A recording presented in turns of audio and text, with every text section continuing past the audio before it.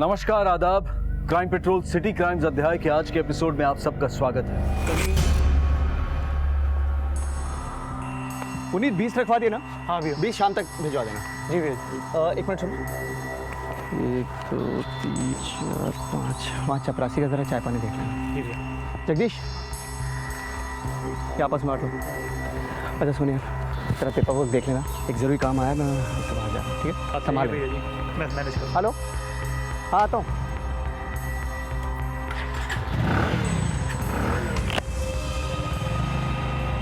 अच्छा भैया जी।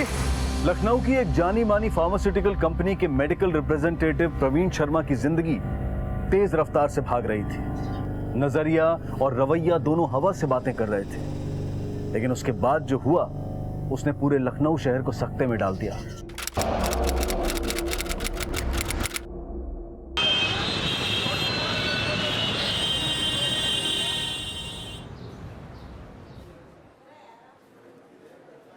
मैडम कितना टाइम और लगेगा?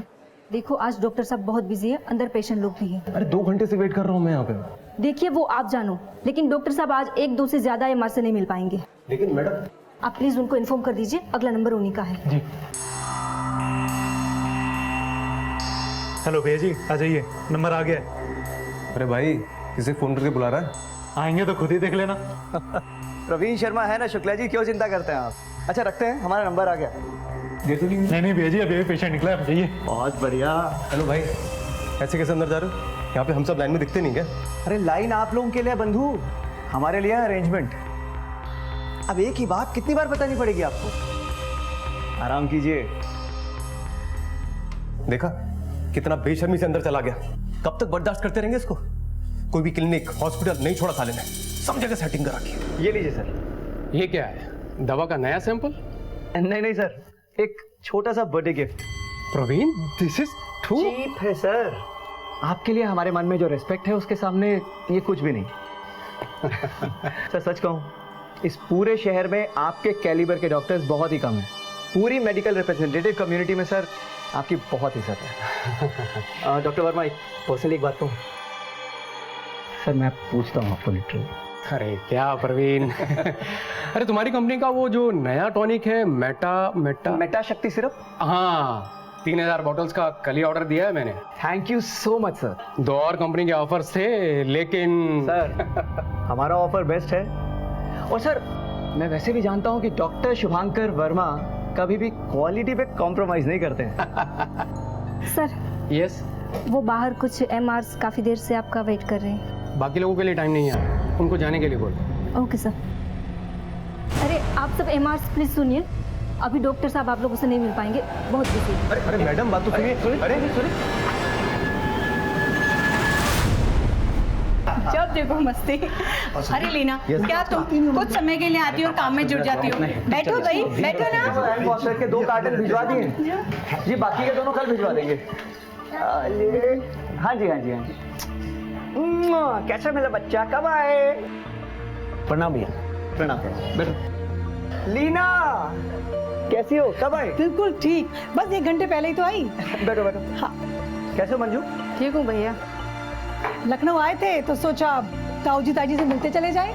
और बताओ। बस कल जा रहे हैं। अरे इतनी जल्दी क्यों? अच्छा 1 मिनट, जाते वक्त चाचा चाची के लिए ना वो जोड़ों की दवाइयाँ ले जाना, तकलीफ रहती है ना उन्हें। थैंक यू सो मच भैया।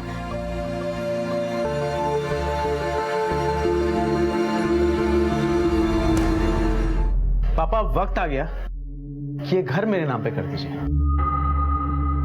क्या बोल रहे हो तुमने? वापस से घर मेरे नाम कर दो वाला ड्रामा शुरू कर दिया? मैं कोई ड्रामा नहीं कर रहा हूँ भैया, मुझे मेरे नाम पे घर चाहिए बस। ये घर पापा का है, अगर कभी भी इसका बंटवारा होगा तो दोनों भाइयों में बराबरी का होगा। पहले भी कह चुका हूं तुम्हें। क्या तुम दोनों फिर से घर का झगड़ा लेके बैठ गए? हाँ माँ प्लीज, मैं यही बात करने के लिए तुम्हारे पास आया था।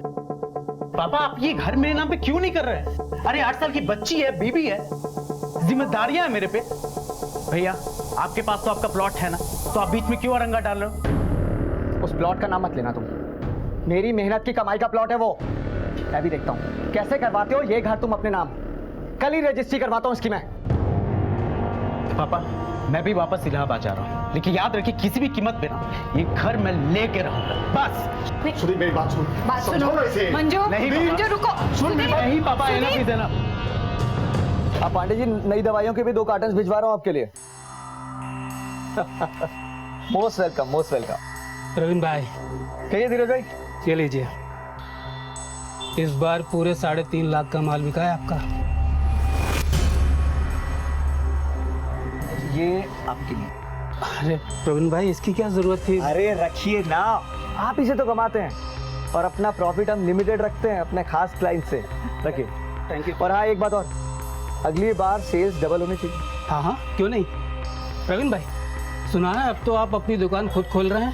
हाँ सुना तो मैंने भी। सही सुना है आपने, प्लॉट आ गया है। अरे वाह। भाभी को नमस्ते बोलिएगा।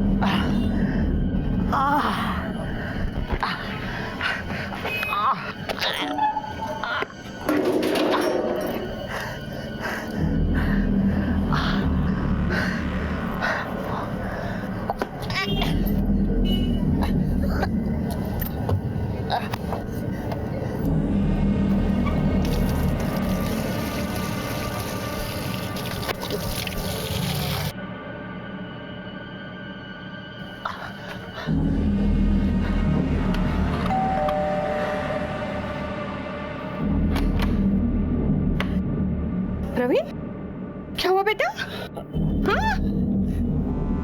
ये कपड़े मैले, ये अरे क्या? नहीं नहीं माँ, कुछ नहीं, वो जरा मेरी मोटरसाइकिल एक गाड़ी से टकरा कर स्लिप हो गई। हल्का सा गिर गया था, ज्यादा कुछ नहीं। हाँ, अरे क्या हल्का सा, पूरे कपड़े खराब हुए और ये चोट भी लगी। बताओ मुझे क्या? माँ हल्की सी लगी है। हाँ मैं सच कह रहा हूँ, लेकिन ज्यादा कुछ नहीं है, यकीन मानिए। मैं ऊपर जाके बाम लगा लूंगा। हाँ?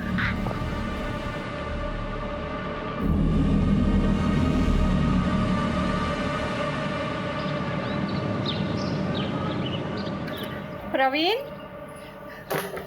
Good morning. उठ जा बेटा, देख चाय लेके आई हूँ।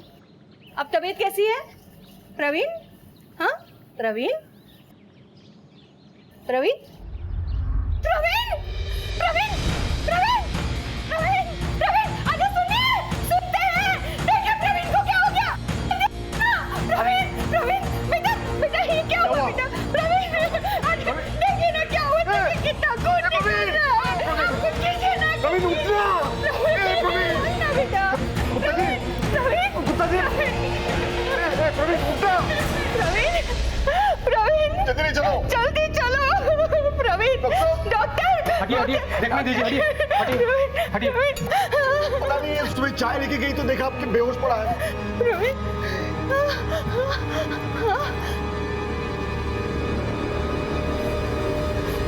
प्रवीण, हाँ डॉक्टर, सब ठीक है ना?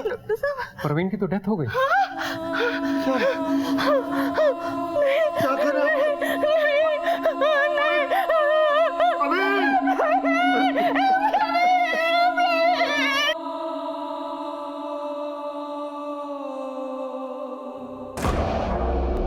एक तेज तर्रार मेडिकल रिप्रेजेंटेटिव अपने फील्ड में सबको पीछे छोड़कर आगे निकल रहा था।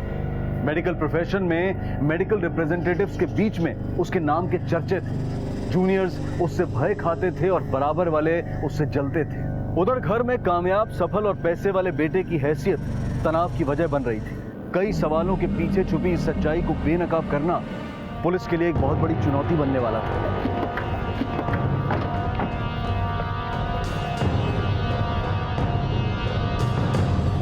डेड ऑन अराइवल था सर। प्रवीण के यहाँ आने से 4 घंटे पहले ही इसकी मौत हो चुकी थी, अंदाजन रात 2 से 4 के बीच। मौत की वजह? सर डिटेल्स तो पोस्टमार्टम रिपोर्ट के बाद ही पता चलेगी। हाँ, बॉडी पे ये मारपीट के निशान मिले हैं। ऑर्गन हेमरेज से इंटरनल ब्लीडिंग हुई है। लगता है प्रवीण के साथ बुरी तरह मारपीट हुई है।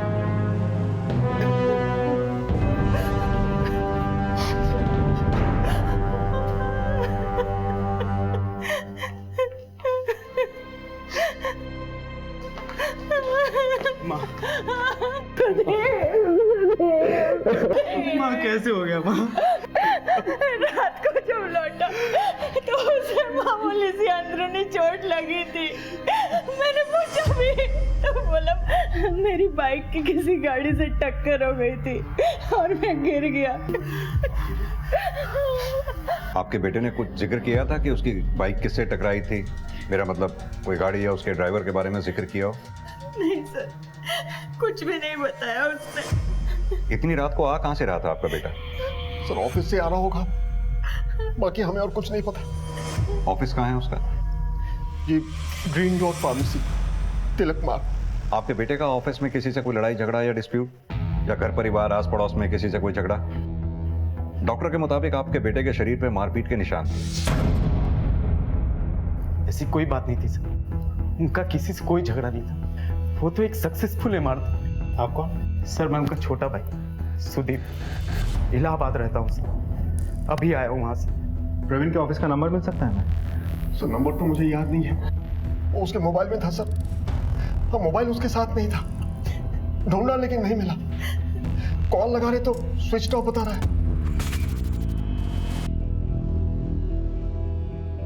प्रवीण के पेरेंट्स के मुताबिक प्रवीण रात को लगभग 11 बजे के आसपास घर आया और 2 से 4 के बीच में उसकी मौत हो गई। अगर हो ना हो प्रवीण के साथ कहीं ना कहीं कोई झगड़ा फसाद हुआ है। उसका मोबाइल भी गायब है, उसके मोबाइल की लास्ट लोकेशन ट्रैक करवाओ। अगर ये ऑफिस से घर तक के रास्ते के बीच में उसके साथ रोड एक्सीडेंट या रोड रेज का मामला है तो ऑफिस से घर तक के रास्ते के बीच में जहां जहां भी सीसीटीवी हैं सबके फुटेज चेक करवाओ। रास्ते में जितने भी दुकानदार, रिक्शा वाले, सबसे पूछताछ करो। तब तक प्रवीण के ऑफिस में चल के हम पूछताछ करते हैं।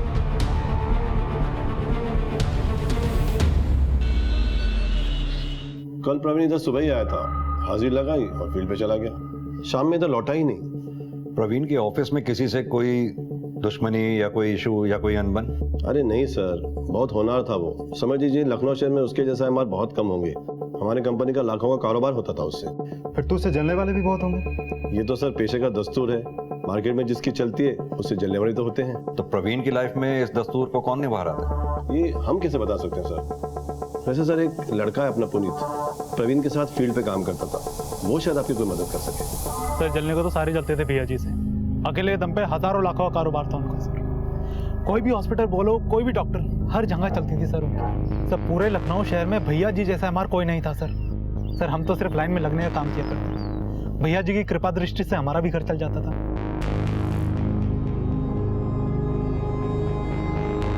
सर शायद उसने अपनी खुंदक निकाली होगी। कौन? डॉक्टर के केबिन में बिना परमिशन एंटर हो रहे हो, उनसे कैसे बात की जाती है ये भी नहीं पता तुम्हें? जान तो किससे बात कर रहे हो तुम? डॉक्टर शुभांकर वर्मा है ये, शहर के लीडिंग कार्डियोलॉजिस्ट। अरे मेडिकल रिप्रेजेंटेटिव बनने के लायक नहीं हो तुम। तुम्हारे जैसे एमआर की वजह से पूरी की पूरी एमआर कम्युनिटी बदनाम होती है। तूने थप्पड़ मार के अच्छा नहीं किया और तुझे छोड़ूंगा नहीं मैं। निकलो, एक भी कौन था वो? सर बीबी प्रसाद हॉस्पिटल में डॉक्टर शुभांकर से मिलने आया था, राघव श्रीवास्तव। राघव श्रीवास्तव? असगर सर, हो सकता है ये प्रोफेशनल राइवलरी का केस हो, उठा के लाओ उसको।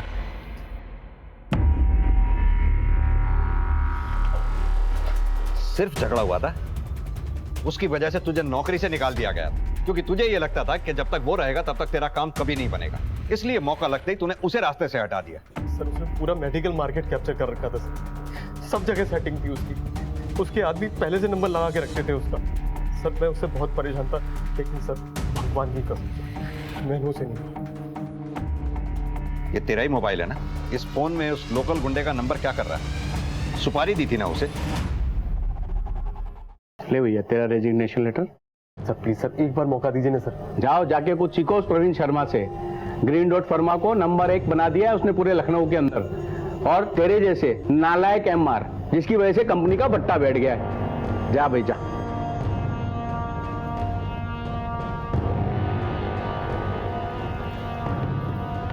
भाई अब सीधी उंगली से काम नहीं चलेगा।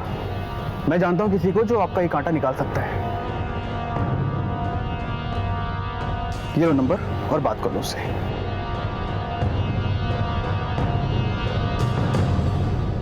और ये प्रवीण के इतने सारे वीडियोस तेरे फोन में क्या कर रहे हैं? नजर रख रहा था उस पे? सर प्रवीण आदमी सही नहीं था सर। सर वो उल्टे सीधे तरीके से बिजनेस हत्या लिया करता सबके।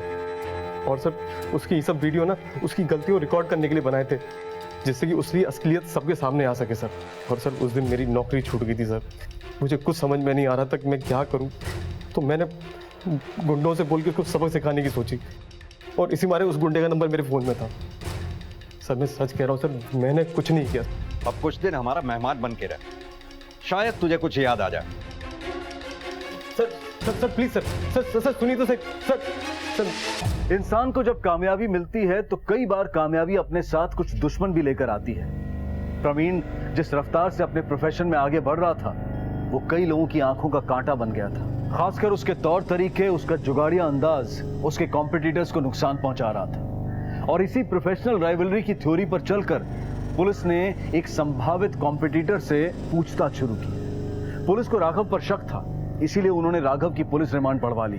पुलिस कुछ नए सुराग टटोल ही रही थी कि तभी प्रवीण की पोस्टमार्टम रिपोर्ट आई।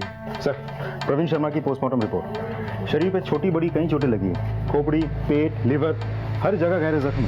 सर जख्मों से तो लगता है कि किसी हेवी चीज से वार किया गया है, मे बी कोई हॉकी स्टिक या पाइप या हेवी रॉड, ऐसा कुछ। मुझे तो लगता है कहीं रोड रेज का मामला ना हो, या फिर लूटपाट का सर, क्योंकि प्रवीण का मोबाइल अभी तक हमारे हाथ नहीं लगा है। और जिस तरीके से उसे मारा गया है, उसे तो यही लगता है कि उसको जान से मार डालने के लिए ही उस पर हमला किया गया था। पीट के मारा गया सर।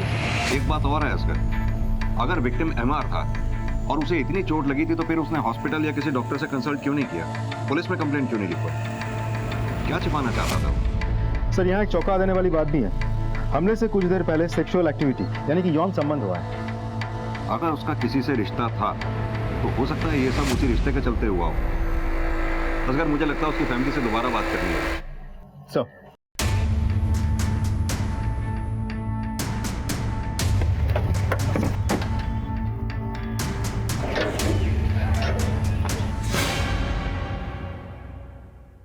प्रवीण शादीशुदा था?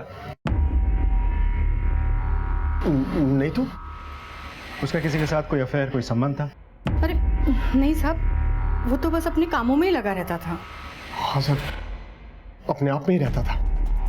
बाहर क्या करता है, किससे मिलता है, घर पे आके कुछ नहीं बताता था। प्रवीण का एक भाई भी है, अस्पताल में देखा था उसे, वो कहीं दिखाई नहीं दे रहा। जी, हमारा छोटा बेटा सुदीप, वो इलाहाबाद में रहता है। दाह संस्कार के बाद वो वापस चले गया अपनी फैमिली के साथ। इतनी जल्दी? जी वो उसके बच्चों के एग्जाम है, बोल के गया है कि कल आएगा। साहब मेरा बेटा प्रवीण बचपन से ही पढ़ाई में बहुत ही होशियार था, स्वभाव से भी बहुत ही शांत। वो तो कभी किसी का बुरा करने का सोच भी नहीं सकता था, लेकिन फिर भी उसके साथ ऐसा हो गया। मैं आपके हाथ जोड़ती हूँ, कुछ भी कीजिए पर उसके कातिलों को जल्द से जल्द पकड़ लीजिए।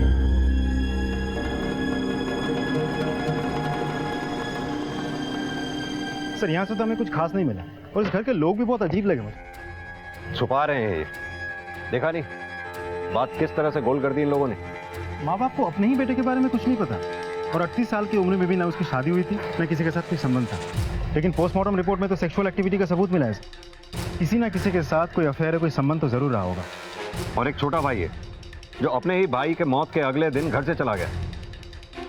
असगर, इन पड़ोसियों से बात करते हैं, शायद इन्हें कुछ मालूम होगा। आओ। मेरे बाजू वाले मातुर साहब है ना, वो एक हफ्ते तक बीमार थे साहब। खानदान वाले, भाई बंधु सब उनको छोड़ के चले गए थे। लेकिन ये प्रवीण भैया थे ना, उन्होंने उनकी मदद की, इलाज कराया, उनको हॉस्पिटल लेके गए। अभी मातुर साहब को देखो, रोज मॉर्निंग वॉक पे जाते।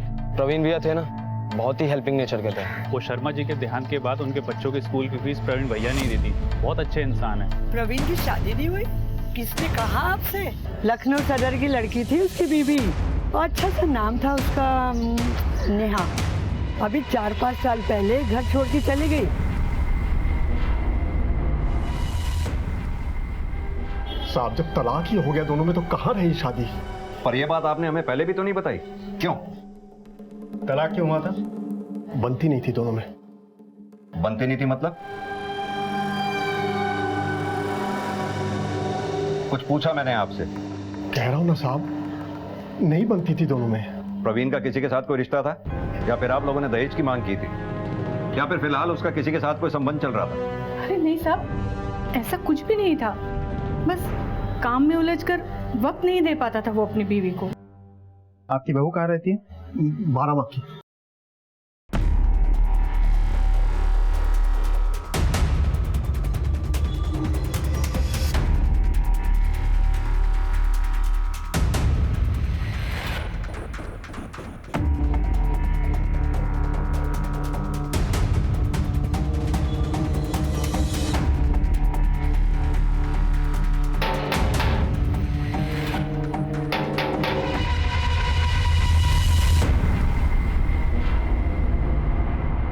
नेहा,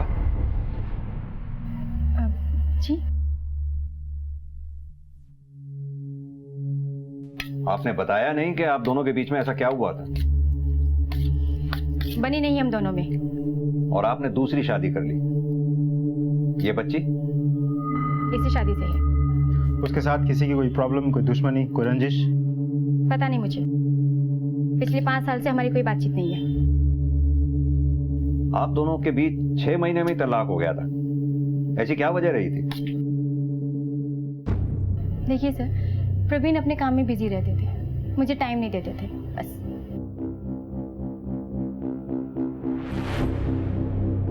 उसका बाहर किसी से कोई रिश्ता या फिर? मुझे नहीं मालूम। अच्छा, इतना तो मालूम होगा कि प्रवीण और सुदीप दोनों भाइयों के बीच संबंध कैसे थे? ठीक ही थे, जब तक मैं थी। आपको किसी पे शक या फिर कोई ऐसा जो प्रवीण की हत्या कर सके?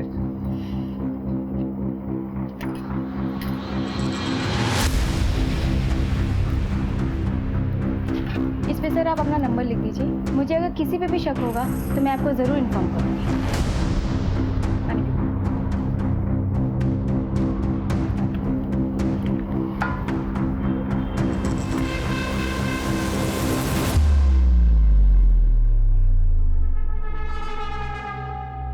माँ बाप भाई और अब ये पत्नी नेहा, कोई भी सीधी तरह से बात नहीं कर रहा।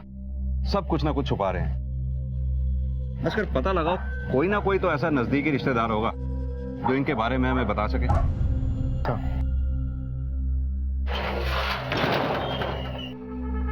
इसके भी कॉल रिकॉर्ड चेक करो।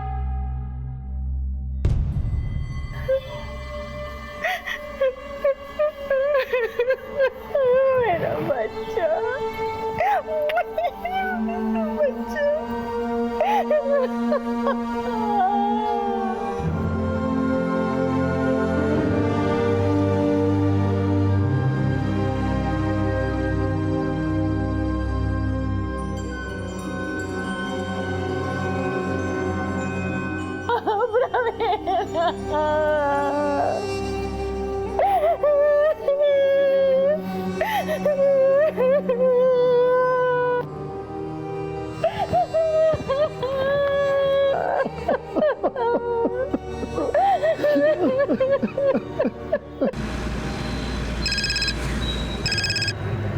हेलो सर, प्रवीण की एक कजन सिस्टर है लीना, जो हमें कुछ इन्फॉर्मेशन दे सकते हैं।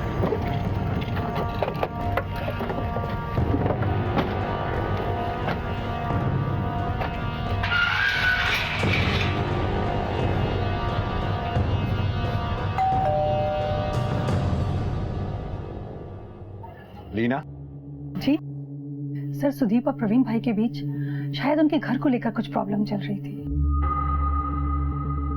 कितने दिन पहले की बात है ये? प्रवीण भाई की डेथ से 1 रोज पहले। तब सुदीप लखनऊ में था? जी हाँ कौन सी प्रॉपर्टी के बारे में बात चल रही थी? सर, आई थिंक जिसमें वो लोग रहते हैं, और इसके अलावा एक और प्लॉट है, क्योंकि सुदीप उसी की वजह से बहुत उबल रहा था। एक बात बताइए, ये प्रवीण और नेहा के बीच तलाक होने की वजह क्या थी? पूरे परिवार में आज तक ये कोई नहीं पता कर पाया कि उनकी शादी क्यों टूटी। लेकिन हाँ, एक बात जरूर है, प्रवीण भाई थे बहुत अच्छे। ये लीना के मुताबिक प्रवीण और सुदीप में प्रॉपर्टी को लेकर कुछ झगड़ा चल रहा था। ये प्रवीण का भाई सुदीप मुझे कुछ ज्यादा ही होशियार लगता है। एक काम करो, इनकी प्रॉपर्टीज के बारे में पता लगाओ, क्योंकि इनसे पूछताछ करने से पहले हमारे पास इनकी प्रॉपर्टी की जानकारी होना बहुत जरूरी है। सर, प्रवीण की कॉल रिकॉर्ड्स आ गई है। प्रवीण ने आखिरी कॉल डॉक्टर त्रिपुरारी सक्सेना को किया था। उसके दोनों मोबाइल आजाद नगर रोड पर बंद हुए हैं। और बाकी के नंबर्स? 2 हॉस्पिटल और 3 मेडिकल शॉप है। एक एक नंबर को अच्छी तरह से खंगालो। Okay sir. Asghar, technical team की मदद से प्रवीण के फोन के बंद होने की एग्जैक्ट लास्ट लोकेशन ट्रेस करो, शायद वहां से कुछ मदद मिले। Yes sir.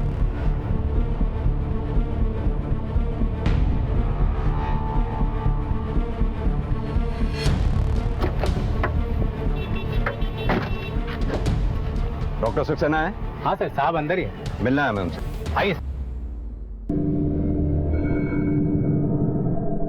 हाँ, प्रवीण उस रोज आया था हमारे घर। He was a very good MR, very efficient. यहाँ आने की कोई खास वजह? प्रवीण की फार्मा कंपनी से ज्यादातर दवाइयाँ हमारे अस्पताल में आती। कुछ एक सैंपल दिखाने थे उसे, तो मैंने कहा मैं घर पे ही हूँ, यहीं आ जाओ। प्रवीण कितनी देर रुका होगा यहाँ? कितने बजे आया था वो? यही कोई 8:30 9 बजे आया था। 15-20 मिनट रुका, चाय पी, बातें हुई, देन ही लेफ्ट। यहाँ से कहाँ जाने वाला था वो? कुछ बोला उसने? नहीं, ऐसा तो कुछ बोला नहीं उसने। पूनम, कहीं जा रही हो? रूट पे? मानव, दीदी को छोड़ के आओ।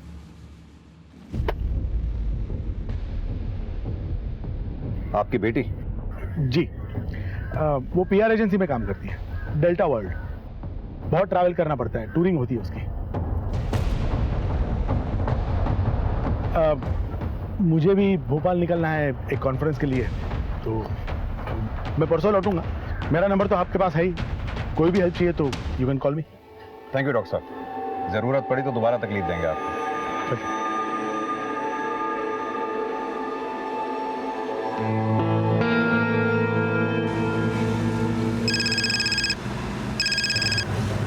हेलो, ठीक है सर। प्रवीण के मोबाइल की लास्ट लोकेशन गणेश नगर का एक सुनसान एरिया बता रहा है। उन्होंने मैदान के पास एग्जैक्ट लोकेशन नैरो डाउन किया है। कमालो जी, गाड़ी घुमाओ।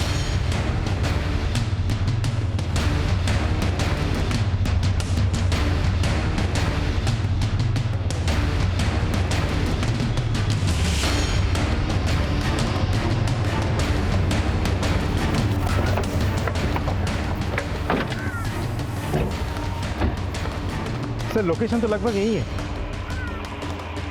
पूरा इलाका अच्छी तरह से देखो। Okay sir.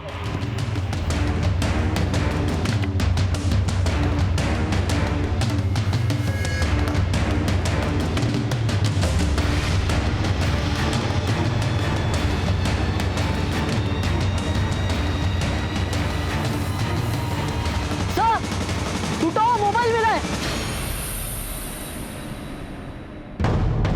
सर, कहां से मिला ये? सर वहां गिरा हुआ था। सर यहाँ। और देखो, कुछ मिलता है क्या? जी सर। असगर सर, मुझे लगता है प्रवीण का कोई पीछा कर रहा था। सुनसान इलाका देखकर उसे यहाँ घेर कर उसकी पिटाई की गई। लेकिन मुझे मामला लूट का नहीं लगता, क्योंकि अगर लूट का मामला होता तो चोर इतना महंगा मोबाइल छोड़ता नहीं। ये एंगल लूट का नहीं, कुछ और ही एंगल लग रहा है।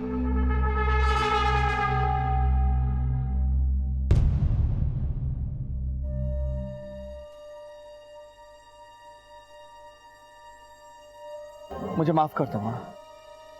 सुदीप ने ये घर छोड़कर तुम्हें दुख दिया और मैं साथ रहकर तुम्हें दुख दे रहा हूं। एक अच्छा बेटा होने का फर्ज पूरी तरह नहीं निभा पाया मैं। मुझे माफ कर देना।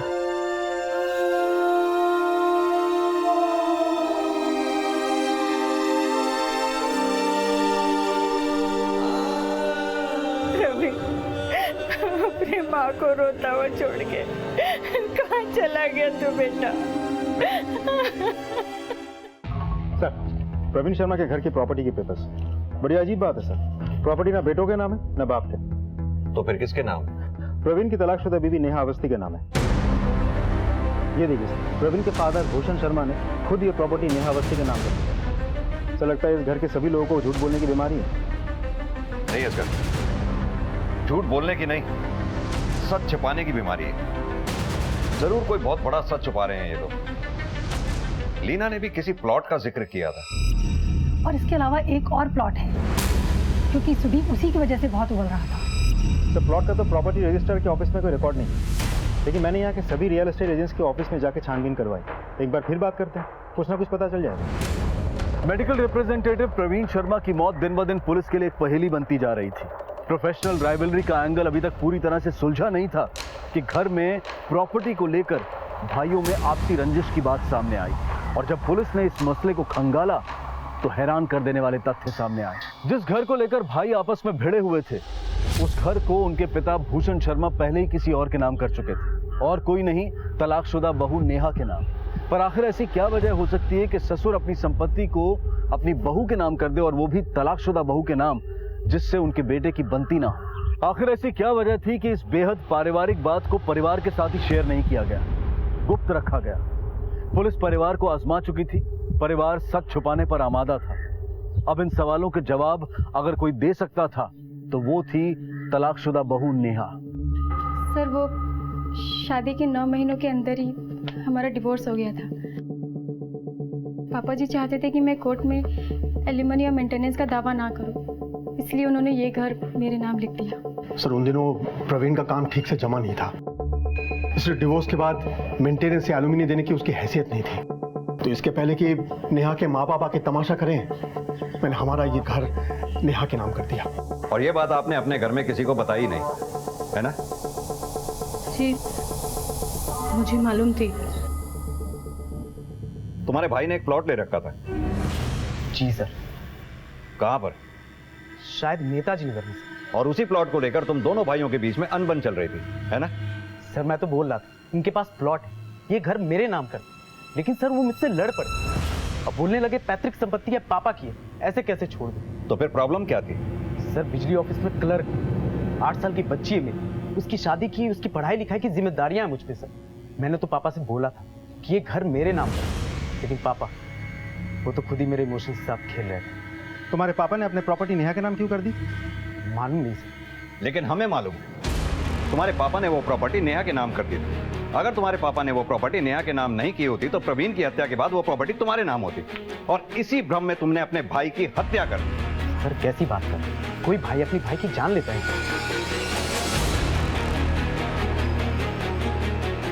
सर, सुदीप का क्या करना है? इस सुदीप का वारंट निकलवाओ। मुझे लगता है प्रवीण की हत्या इस प्रॉपर्टी को लेकर ही हुई है, और ये भी हो सकता है कि सुदीप को मालूम ही ना हो कि ये प्रॉपर्टी उसके बाप के पास रह ही नहीं गई, और हो सकता है इस भ्रम में उसने अपने भाई का सफाया कर दिया हो। उधर घर नेहा के नाम हो चुका है, हो सकता है ये बात प्रवीण को ना मालूम हो, नहीं तो इस प्रॉपर्टी को लेकर वो अपने भाई सुदीप से झगड़ता नहीं। मतलब बाप ने बिना बेटों को बताया प्रॉपर्टी अपनी बहू के नाम कर दी, वो भी उस बहू की जो तलाक ले रही थी। लेकिन क्यों? अपने बेटे को एलुमिनी और मेंटेनेंस से बचाने के लिए? या फिर कहीं ऐसा तो नहीं कि ससुरी अपनी बहू के साथ किसी कुकर्म में इन्वॉल्व था, जिसका खामियाजा पहले घर के रूप में और फिर प्रवीण के मौत के रूप में सामने आया? हो सकता है। इस केस में और भी बहुत सी बातें चल रही हैं असगर। इस प्रॉपर्टी के बारे में पता लगाओ, और हाँ, प्रवीण के ऑफिस जाकर उसके बैंक अकाउंट और बैलेंस का हिसाब लो। सर, ये देखिए सर, प्रवीण शर्मा के अकाउंट डिटेल्स, सारे इंसेंटिव्स मिला के 12 से 15 लाख की ऑफिशियल आमदनी थी उनकी। अच्छा किशोर जी, आमतौर पे एक एमआर की सैलरी कितनी होती होगी? सर, वैसे एमआर की एक सैलरी होती है और उसके साथ उसका कमीशन होता है। बहुत से एमआर ऐसे वैसे करके पैसे कमाते हैं, पर प्रवीण बहुत ही ईमानदार था और बहुत ही सक्सेसफुल भी था। ऐसा भी तो हो सकता है कि उसने किसी और तरीके से पैसे कमाए हो। ये तो मुझे नहीं पता, पर 2 या 3 बैंक में उसके अकाउंट जरूर थे, वहां पर आप देख सकते हैं। सर, प्रवीण शर्मा की सारी डिटेल्स। तुम बात करो उनसे। भूषण शर्मा ने कहा था कि उसके बेटे प्रवीण शर्मा की एलुमिनी देने की हैसियत नहीं थी। इसका मतलब वो सरासर झूठ बोल रहा था हमसे। Yes sir. क्या नेहा भूषण शर्मा को धमकी दे रही थी, जो उसे शांत करने के लिए भूषण ने अपना मकान उसे तोहफे में दे दिया? ये नेहा किस बात से भूषण शर्मा को इतना डराए हुए थी? सर, ये प्रॉपर्टी डीलर है, बता रहे थे कि 4 रोज पहले इनसे प्रवीण मिलने आया था। सर, प्रवीण जी आए थे मेरे पास, एक प्लॉट है उनके पास, उसका रजिस्ट्री और ट्रांसफर करवाना था। सर,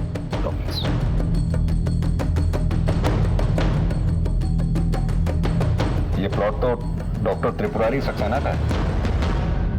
जी सर, उन्होंने प्रवीण जी को गिफ्ट दी थी ये प्रॉपर्टी। गिफ्ट दिया था? प्रवीण जी बता रहे थे, डॉक्टर साहब बहुत ही मानते हैं उनको। प्रवीण भाई अपनी खुद की दवाइयों की डिस्ट्रीब्यूशन की कंपनी डालने की सोच रहे थे। अगले दिन प्रवीण जी को प्रॉपर्टी की रजिस्ट्री करवानी थी, पर उनका देहांत हो गया। क्या प्राइस होगा इस प्रॉपर्टी का मार्केट में? अंदाजन 50-55 लाख की होगी सर। 50 से 55 लाख? ठीक है, थैंक यू, आप जा सकते हैं। जी सर। सर कहीं ये दवाइयों का बड़ा घोटाला तो नहीं है? शायद प्रवीण ने सैंपल वाली दवाई पैसे लेके बेची हो और बदले में डॉक्टर सक्सेना ने डॉक्टर प्रवीण को उसका हिस्सा प्लॉट के रूप में दिया हो। वजह कोई भी हो असगर, लेकिन क्या कोई डॉक्टर एक एमआर को 50 से 55 लाख की प्रॉपर्टी गिफ्ट में दे सकता है? ये डॉक्टर अभी भोपाल में ही है ना? ये सर, कॉन्फ्रेंस की वजह से अभी तक वही है। इससे पहले कि वो हमारी हलचल से अलर्ट हो जाए, उसके लौटने से पहले उसके बारे में हॉस्पिटल और फील्ड दोनों जगह पता करो। ये केस पुलिस के लिए सांप सीढ़ी साबित हो रहा था। व्यवसायिक द्वेष से पारिवारिक कला और फिर वहां से बहू के नाम इकलौती संपत्ति उलझने बढ़ाती जा रही थी कि एक उलझन और जुड़ गई। प्रवीण के नाम एक जमीन, और वो भी एक डॉक्टर का उसके नाम तोहफा। क्या था इसके पीछे? कोई मेडिकल घोटाला, रिश्वत, ब्लैकमेल या फिर कुछ और? यकीन मानिए जो परतें खुल रही थी उसकी कल्पना कुछ सपने में भी नहीं कर सकता था।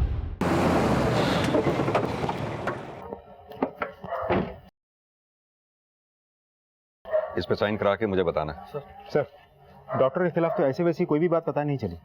यहाँ के लोगों का कहना है कि मेडिकल सर्विस में डॉक्टर सक्सेना की इंप्रेशन बहुत अच्छी है। तो फिर इस प्लॉट का चक्कर क्या है?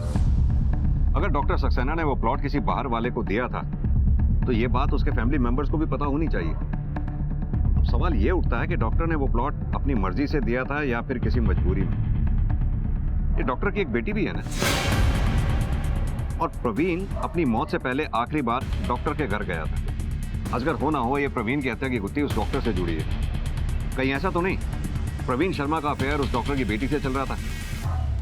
तुमने नोटिस किया जिस दिन हम डॉक्टर के घर गए थे उस दिन उसकी लड़की अपने परिवार वालों से कुछ उखड़ी उखड़ी सी थी। कहीं आ रही हो टूर पे? क्या नाम बताया था डॉक्टर ने उस कंपनी का जहां उसकी बेटी काम करती है? Sir delta high class.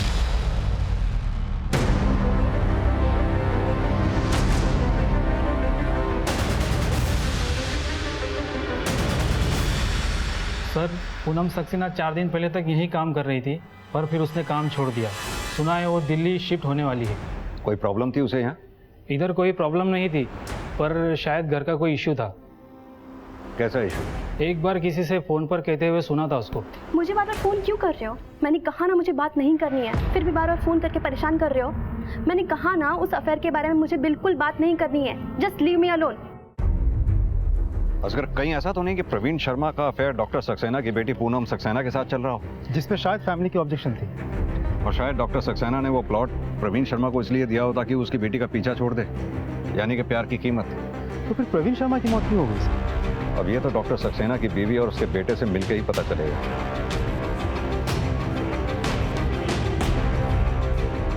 पापा ने प्रवीण को प्लॉट दिया था? मुझे नहीं मालूम इस बारे में सर। सर आप एक काम कीजिए, कल पापा आ जाएंगे, आप उनसे ही पूछ लीजिए। सर एक बात बताइए, आपकी बहन पूनम जो दिल्ली शिफ्ट हो गई, दिल्ली जाने की कोई खास वजह? उधर शायद बेहतर काम था और अच्छी सैलरी भी थी। उसके ऑफिस वालों ने बताया कि पूनम किसी बात को लेकर टेंस थी। क्या बात है, कोई अफेयर, कोई चक्कर ऐसा कुछ? नहीं तो उसने हमें कभी नहीं बताया। और ये डॉक्टर साहब ने जो प्लॉट सॉरी, प्लॉट के बारे में आप डॉक्टर साहब से ही बात कीजिए, हमें उसके बारे में कुछ नहीं पता।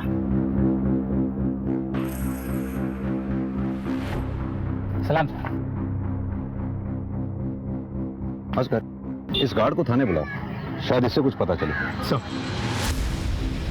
20 जुलाई को जब प्रवीण शर्मा डॉक्टर साहब के घर आया तो घर पे और कौन था? उस रोज बड़ी मैडम अपने बड़े भाई के घर भाभी से थी और पूनम दीदी भी घर पे नहीं थी। और डॉक्टर साहब का बेटा? माना भैया बाद में आए थे। प्रवीण शर्मा घर पे कितनी देर तक रुका था? ये 2 घंटे रुके थे। उस दौरान तुमने घर में से कोई आवाज आते सुनी थी? कोई लड़ाई झगड़ा या किसी तरह की बहस की? नहीं साहब, ऐसा कुछ नहीं था।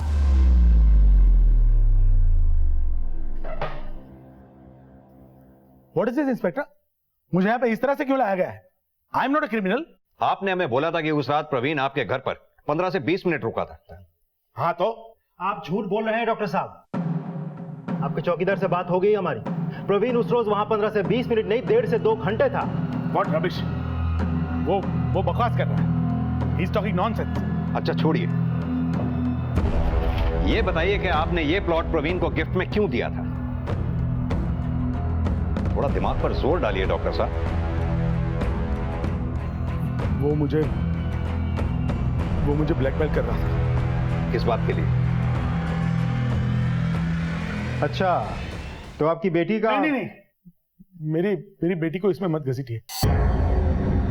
उसका कोई दोष नहीं, सारी गलती, सारा दोष मेरा ही है। दरअसल मैं प्रवीण को चाहता था। मतलब? पिछले 6-7 साल से हमारे रिलेशन थे। हमारे अफेयर के कारण ही प्रवीण और नेहा की शादी टूट गई।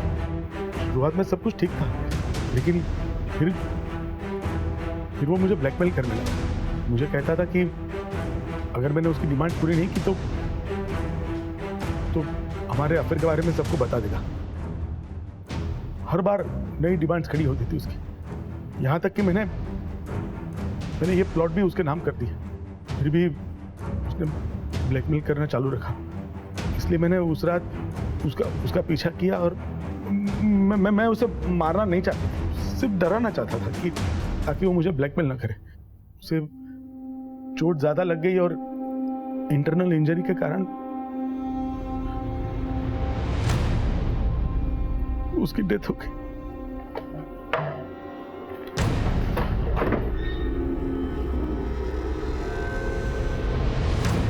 ये आदमी अभी भी झूठ बोल रहा है। आपको ऐसा क्यों लगता है सर? ये आदमी एक डॉक्टर है, MBBS MD। इसको पता कहाँ मारने से आदमी की मौत हो सकती है, फिर ये किसी को मारने में गलती कैसे कर सकता है? एक मिनट। उस रात आपके और प्रवीण के अलावा घर पर और कौन कौन था? कोई नहीं। मेरी वाइफ उसके भाई के घर पे गई थी और पूनम उसकी फ्रेंड के घर पे, और मानव हॉस्पिटल में था, उसकी नाइट शिफ्ट।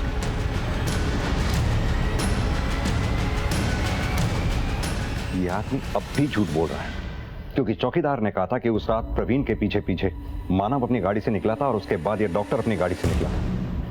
उस मानव को उठा के लाओ, सारा सच सामने आ जाएगा। सर,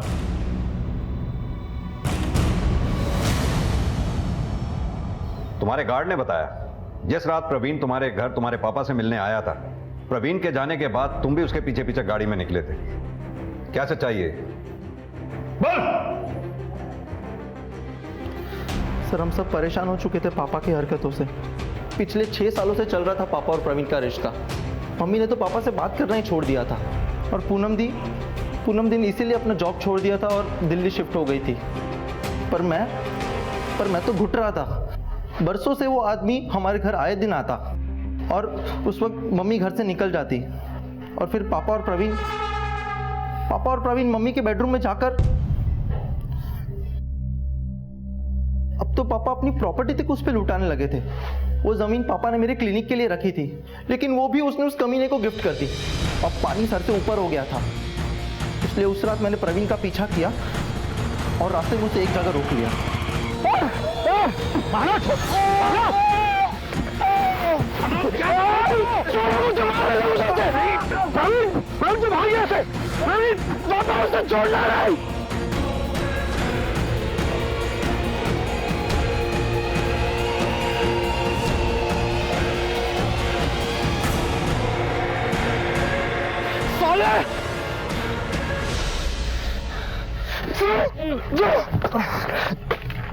सर, पापा को छोड़ दीजिए प्लीज। जो भी किया मैंने किया है सर, प्लीज। अगर कानून हाथ में लेने की बजाय तुमने पुलिस से मदद ली होती तो आज ये दिन नहीं देखना पड़ता तुम्हें।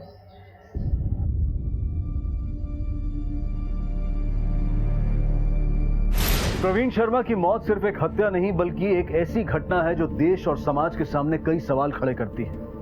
ना सिर्फ प्रवीण शर्मा का वैवाहिक जीवन खत्म हो गया बल्कि उसकी जीवन रेखा ही समाप्त हो गई। याद रखें, जीवन का सुख प्राकृतिक संतुलन और प्राकृतिक नियमों का पालन करने में ही है। जब जब इस संतुलन को तोड़ा मरोड़ा जाएगा उसका भुगतान किसी न किसी रूप में करना ही होगा। माँ की आंखों का तारा हूँ, पापा की खुशियों का सहारा हूँ। अब दुनिया पे भी छा जाऊंगी जब मैं कलेक्टर बन जाऊंगी। जो कोई ना कर सका वो कर दिखाऊंगी। दुनिया अपनी मुट्ठी में लाऊंगी। दरोगा अफसर होंगे आगे पीछे जब मैं कलेक्टर बन जाऊंगी। जय हिंद।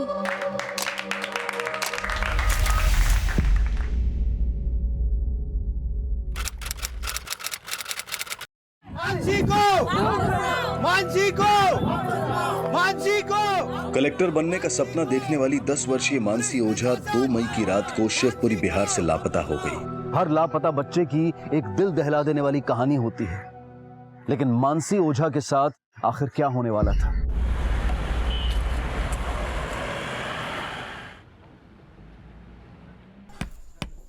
हमने ना अपने पापा को पहले ही बोल दिया था कि हम पिंकी बुआ की शादी में पिंक लहंगा पहनेंगे, और अगर तुम दोनों भी पिंक लहंगा पहन कर आओगे तो फिर बारातियां बोलेंगे दुल्हनिया पिंकी और भतीजिया पिंक। क्या भैया, अगर हमें चोट लग जाता तो हमारे केशव चाचा ना तुम्हें उल्टा लटका देते और हमारे पापा तुम्हें 1/2 कर देते, और अगर तुम्हें हमारी बुआ के शादी में भोज खाना है ना तो फिर ध्यान से आ चला भैया। चलो।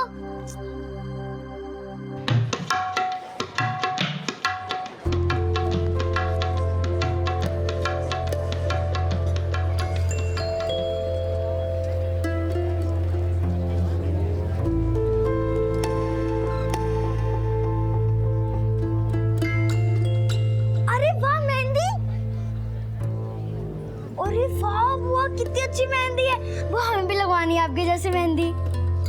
बुआ प्लीज, देखिए हमारे तो छोटे छोटे हाथ हैं, जल्दी हो जाएंगे। बुआ प्लीज प्लीज। क्या परेशान कर रही हो हमको, जाओ यहाँ से। ठीक है, अगर आप हमें मेहंदी नहीं दोगे ना तो फिर हम जाके पापा को बोल देंगे। अब मानसी सुन, ये ले मेहंदी ले, ये ले। पर ये तो एक है, हम तो 3 हैं, 2 और।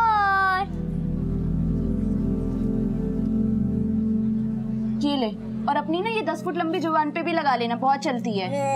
चल चल चल मेहंदी लगाएंगे। पिंकी, मानसी भतीजी है तेरी, थोड़ा मीठा बोल, ससुराल में भी ऐसी कड़वी जबान नहीं चलेगी, समझी?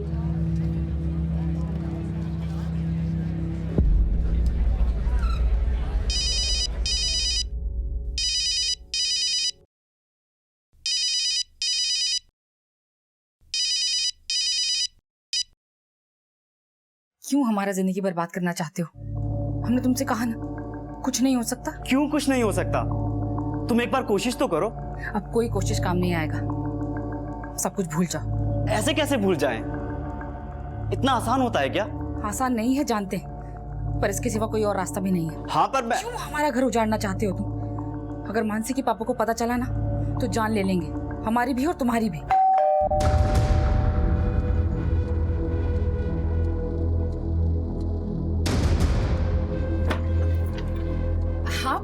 अरे तैयार नहीं हुए अभी तक? हम तुमको बोले थे फोन करके कि तैयार है, नानन की शादी है तुम्हारी, ऐसे ही आओगे क्या? नहीं, बस तैयारी हो रहे थे। हम भी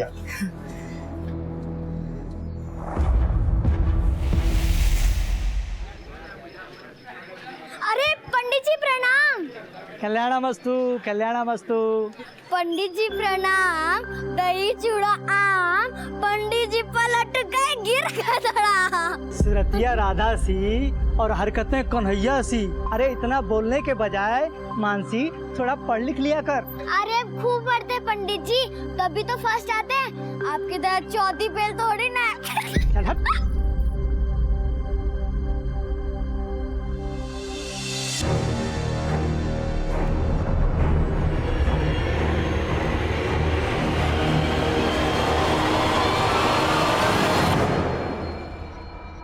जी जी, भोज करके जाइएगा। हाँ, ओहो हो, आ गए बड़े लोग, मिल गई फुर्सत दोनों को।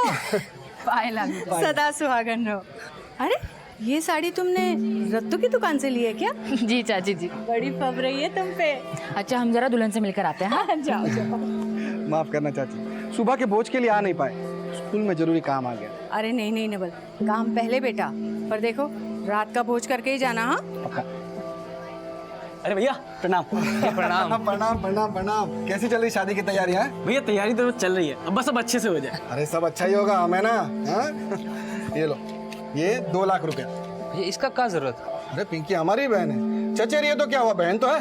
हाँ, उसकी शादी में कोई कमी नहीं आनी चाहिए। अरे ले ले रत्तू, कर्ज नहीं फर्ज है ये। आज पिंकी की शादी में ये अपना फर्ज निभा रहा है, कल मानसी की शादी में तुम दोनों ये फर्ज निभाओगे, समझे? अरे चाची जी, मानसी कहाँ है? कहीं दिखाई नहीं दे रही। वो तो 3 घंटे पहले ही चली गई थी। निकल गई? कहाँ? घर जा रही हूँ बोली। अरे वाह बिटिया, बड़ी प्यारी मेहंदी लगी तेरी। अरे चिरमिरी, यहाँ क्या हुआ? कहाँ जा रही है रे उछलती कूदती? रात का भोज खा के जाना। नहीं दादी, हम रात को ना एकदम सज धज के मम्मी के साथ आएंगे। अभी मुझे घर पे जाके अपना होमवर्क करना है। पर घर तो पहुंची नहीं वो। अरे भाभी आप चिंता मत कीजिए, अपने दोस्तों के साथ आई थी, उन्हीं के घर खेल रही होगी। हाँ सही बात है। चल तू हम जाके देख के आते हैं। और केशव तू बहुत संभाल। चल चल चल चल। अरे उषा, चिंता मत कर बेटा, अपनी चिरमिरी कहीं टिकती है क्या? कर रही होगी कहीं उछल कूद, आ जाएगी। हाँ चिंता मत करो। पर अपना होमवर्क छोड़ के खेलने जाए, ऐसे नहीं है मेरी मानसी।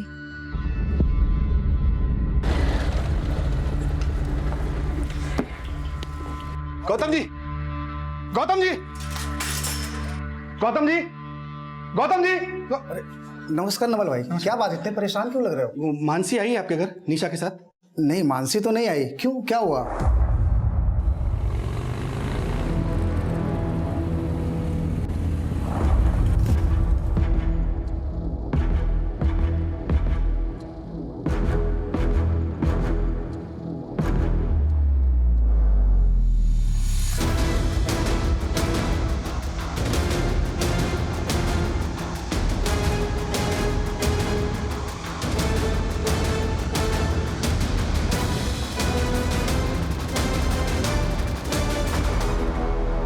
कोई नहीं है, जरूर उसे कोई उठाकर ले गया है। चाची जी, कौन ले गया होगा मेरी बच्ची को?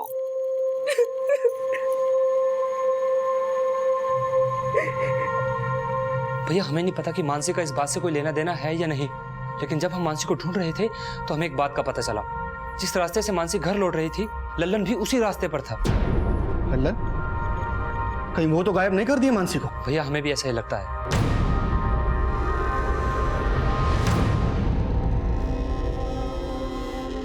आपकी बेटी मानसी की उम्र कितनी है? सर सिर्फ 10 साल की है। आज हमारी चचेरी बहन की मेहंदी की रस्म थी। 5 से 6 बजे वो हमारे घर की तरफ आने के लिए निकली, लेकिन घर ही नहीं पहुंची सर। आप उसकी फोटो लाए? हाँ। नाम मानसी, उम्र 10 साल, रंग गोरा, लाल रंग की ड्रेस पहनी हुई लड़की ने। आपने अपने घर के आसपास या दोस्तों से पता किया? सर सब जगह पता किया, लेकिन कहीं कुछ पता नहीं चला। सर हमें लगता है ये काम उस लल्लन का ही है, उसी ने गायब किया मानसी को। लल्लन कौन? एक नंबर का बदमाश है सर, वो पहले भी हमारी बहन पिंकी को परेशान कर चुका है। अरे पिंकी रानी, आज तो लल्लन टॉप लग रही हो तुम। हमको जाने दो। अरे ना हाय ना हेलो ना दुआ ना सलाम। देखो हमको तुमसे कोई बात नहीं करनी, हमको जाने दो। अरे लेकिन हमको तुमसे बहुत बात करनी है। देखो, अरे पिंकी,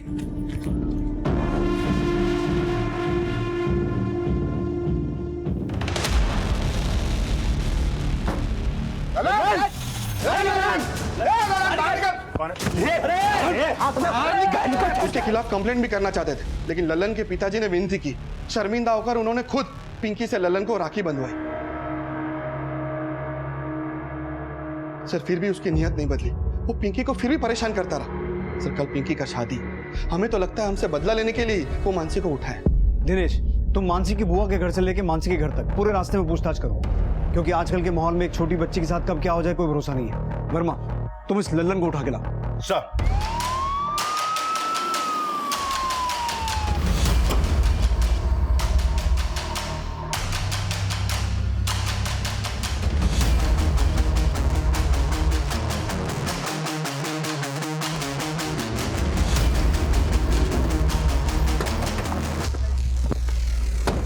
पूरा घर की तलाशी लो।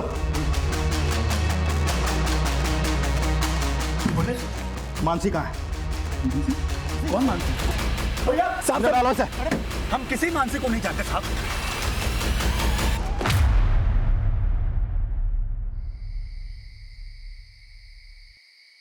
भैया, भैया क्या हुआ?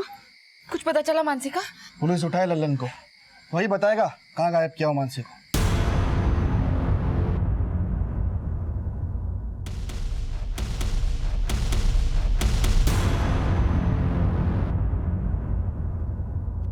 ये है मानसी, पिंकी की भतीजी। याद आया? तू नहीं उठाया ना इसे? साहब, अरे बिना जान पहचान के मैं क्यों उठाऊंगा किसी को? हम कोई क्रिमिनल थोड़ी है। शराब बंदी में शराब पी के बैठा है और अपने कैरेक्टर का सर्टिफिकेट दे रहा है। साहब हम सच कह रहे हैं साहब, मेरा यकीन कीजिए। सच तो मैं उगलवाता हूँ। तो मिश्रा हाथ मत रोकना। सर बहुत ढीठ है ये ललन, कुछ उगल ही नहीं रहा है। इसके जितने भी ठिकाने हैं हर जगह सर्च करो, हो सकता है वहीं कहीं इसने मानसी को छुपा के रखा हो। Okay sir. हेलो सर, हम मानसी के पिता बोल रहे हैं। कुछ पता चला मानसी का? फिलहाल तो ललन कुछ बोल नहीं रहा, पर हम पता लगा रहे हैं। प्लीज जल्दी पता कीजिए, कल मानसी की बुआ की शादी है। देखिए नेवल जी, हम पूरी कोशिश कर रहे हैं कि मानसी जल्द से जल्द मिल जाए। ठीक। बेटा, अब ऐसे में तो ये शादी नहीं हो सकती। नहीं चाची, शादी टाला ठीक नहीं। पर भैया, मानसी से ज्यादा जरूरी नहीं है ना हमारी शादी। घर में ऐसा माहौल रहेगा, पुलिस भी आती जाती रहेगी और फिर ऐसे में शादी कैसे होगी? एक काम करो, शादी हमारे दानापुर वाले घर से कर लो, वहाँ हम सारे इंतजाम करवा देंगे। सबको निमंत्रण यहाँ का दिए हैं, अब ऐन मौके पर 40 किलोमीटर दूर दानापुर कौन जाएगा? किसी को बुलाने की जरूरत नहीं, हम सबसे हाथ जोड़कर माफी मांग लेंगे। शादी का स्तर छोटा ही रखना। तुम लोग एक काम करो, सुबह होते ही दानापुर के लिए रवाना हो जाओ, हम आ जाएंगे पीछे से। जो ओझा परिवार कुछ घंटों पहले तक मानसी की बुआ पिंकी ओझा की होने वाली शादी की खुशियां मना रहा था, वही ओझा परिवार अब 10 वर्षीय मानसी के लापता होने से परेशान था। सबको लग रहा था कि इस परिस्थिति में पिंकी ओझा की शादी को आगे बढ़ा देना चाहिए, लेकिन हमारे समाज में लड़की की शादी को टालना बदनामी का विषय बन जाता है। एक तरफ एक बेटी के खो जाने का दुख और दूसरी तरफ एक बेटी के कन्यादान का दायित्व, यह असमंजस की स्थिति पैदा कर रहा था। मानसी के लापता हो जाने के दुख के साथ पिंकी की विदाई का उत्सव मनाना पड़ रहा था। वहीं मानसी को जल्द से जल्द ढूंढ निकालने के लिए पुलिस कोई कसर नहीं छोड़ रही थी, लेकिन शक के दायरे में आया लल्लन अपने बयान पर कायम था और पुलिस को मानसी से जुड़ी कोई लीड अब तक नहीं मिल पाई थी।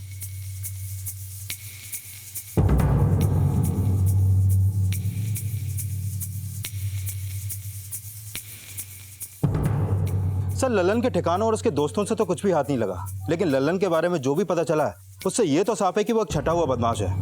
बंदी में भी इल्लीगल तरीके से दारू सप्लाई करता है वो, और मानसी की बुआ पर भी उसकी बुरी नजर थी। सर कहीं ऐसा तो नहीं कि मानसी की बुआ की शादी रुकवाने के लिए उसने ही मानसी को गायब किया हो? लेकिन फिलहाल तो वो कुछ उगल नहीं रहा है। हो सकता है मानसी के गायब होने का कोई और चक्कर हो। घर में शादी का माहौल था, हो सकता है उसने ऐसा कुछ देखा या सुना हो जिसकी वजह से उसे गायब कर दिया गया हो। वर्मा, उसके घर के आसपास और अच्छे से पूछताछ करो। Okay sir.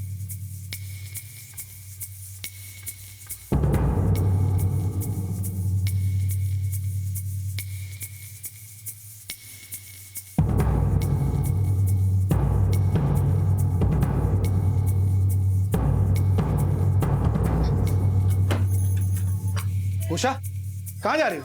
आपका पुलिस अब तक मानसी को ढूंढ नहीं पाई है और उन पर भरोसा करके हम हाथ पर हाथ रख कर नहीं बैठ सकते। उषा मेरी बात सुनो। आप जाइए पिंकी का शादी करवाइए, क्योंकि उसके आगे तो आपको कुछ दिखाई नहीं देता ना।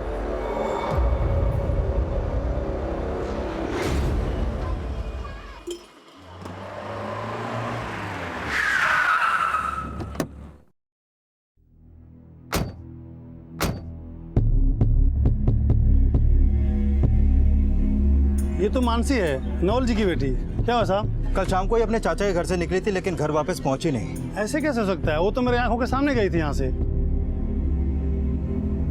ए मानसी, कहाँ जा रही हो? घर पे जा रही हूँ। ये देखिए मेहंदी है। बहुत अच्छा मेहंदी है। चलिए बाय। बाय। जब वो जा रही थी कोई था उसके साथ? नहीं साहब, वो तो अकेली थी। कल इसको किसी के साथ देखा था? खूब बढ़ते पंडित जी, तभी तो फर्स्ट आते हैं। आपके तरह चौथी फेल थोड़ी ना। नहीं साहब, कल इसके साथ कोई नहीं था। पंडित जी, किसी संदिग्ध व्यक्ति को इसके आसपास देखा था जो इसे बहला के ले जाए? नहीं साहब। और लल्लन इसके आसपास था? हाँ साहब, कल लल्लन यहाँ पर चक्कर काट रहा था, लेकिन मानसी उसके साथ नहीं थी। सर, आसपास के लोगों से पता चला है कि लड़की कल इसी रास्ते से गई है। कल ललन को भी देखा गया। आगे सुनसान रास्ता है, कहीं वहीं से लड़की को तो उठा के नहीं ले गया? दिनेश, उस एरिया में अच्छे से चेक करो, पता करो किसी ने कुछ देखा था कि नहीं। और मैं फिर से उस ललन को तोड़ता हूँ, मोटी चमड़ी है, शायद इस बार कुछ उगले। सर।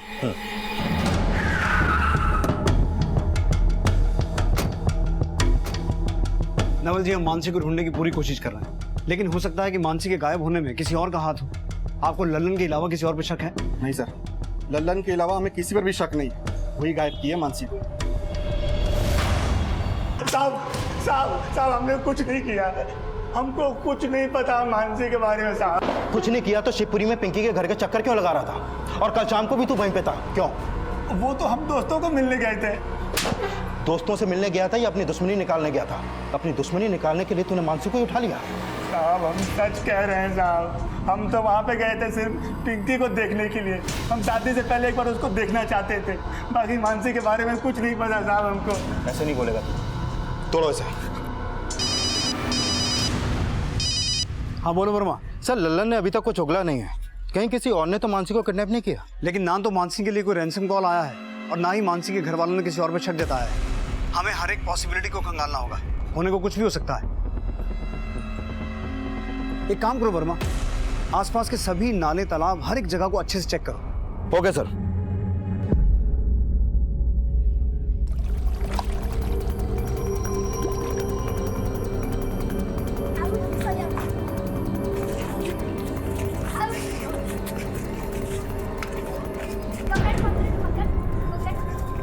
जब मैं बड़ी होकर कलेक्टर बन जाऊंगी, अब सारे बुरे लोगों की बोलती बंद कर दूंगी। जय हिंद।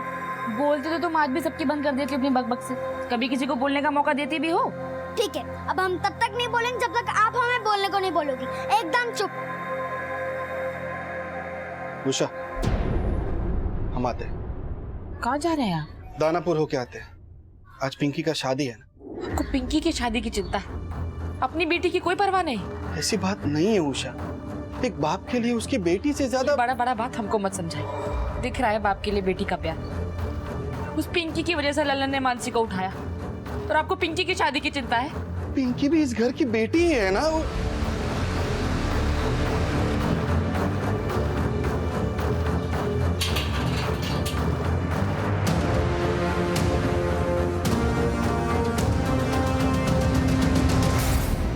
ना तो ललन कुछ उगल रहा है और ना ही मानसी का अभी तक हमें कोई सुराग मिला है, और मानसी के पेरेंट्स को कोई रैंसम कॉल भी नहीं आया। तो फिर मानसी के गायब होने का क्या चक्कर हो सकता है? और उन्होंने लल्लन के अलावा किसी और पे भी शक नहीं जताया है। सर कहीं ऐसा तो नहीं कि ये काम उनके किसी जानने वाले ने किया हो, जिसका उन्हें भी कोई अंदाजा नहीं लग पा रहा?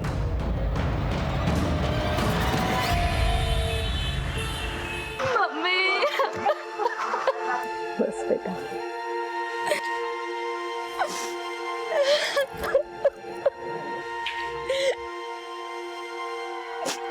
भैया,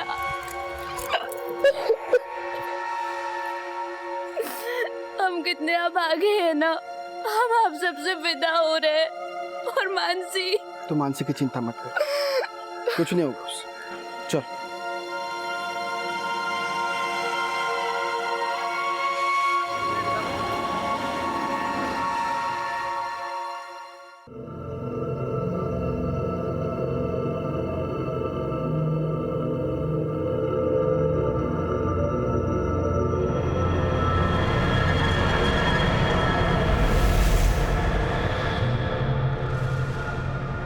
देखिए हम अपनी तरफ से पूरी कोशिश कर रहे हैं। कोशिश कर रहे हैं? सर मानसी को गायब हुए 36 घंटों से ज्यादा हो गया और आप अभी भी कोशिश कर रहे हैं? सर ललन का भाई प्रमोद आया अपने वकील के साथ। बुलाओ। देखिए साहब, हमारा भाई लल्लन बेकसूर है, उसने कुछ नहीं किया है। हम उसकी जमानत के ऑर्डर लेकर आए हैं। वकील साहब दिखाइए आप इन्हें।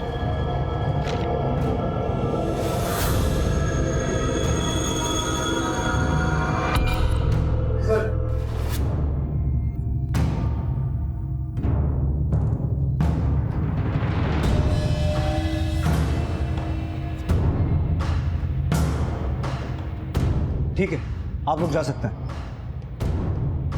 सर ये ठीक नहीं हो रहा है हमारे साथ। नवल जी बात को समझने की कोशिश कीजिए।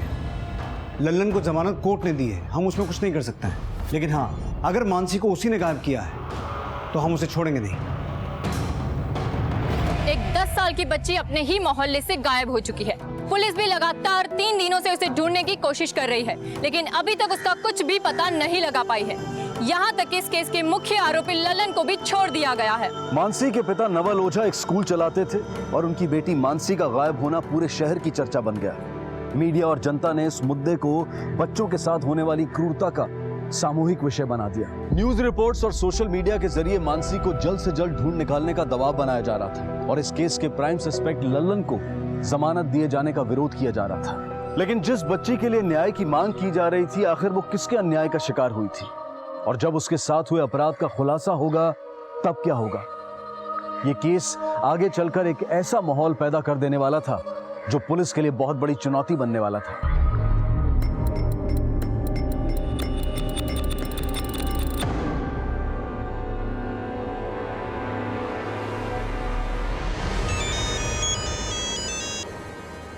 हेलो, तुम्ही ने गायब किया है ना हमारी मानसी को? ये क्या कह रही हो तुम? मैं मानसी को क्यों उठाऊंगा? क्यों गायब करोगे ये तुम भी जानते हो और हम भी। बस ये बताओ किया है या नहीं? अरे मैं